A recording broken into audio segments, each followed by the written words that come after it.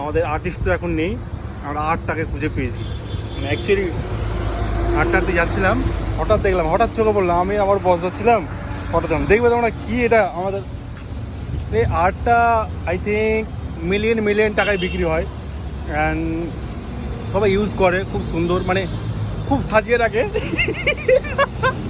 Like this. দেখো art, this is heavy. দেখো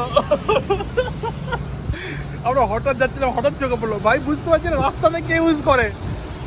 তা আমার আমার আমার হচ্ছে কথা হচ্ছে, ভাই এইসব রাস্তাঘাটে কে ইউজ করে, আমি এটা বুঝতে পারছি না। রাস্তাঘাটে ভাই একটা দুটো নয়, সব 5-7 গ্রাম পড়ে আছে ওখানে, আমি বুঝতে পারছি না কে ইউজ করে।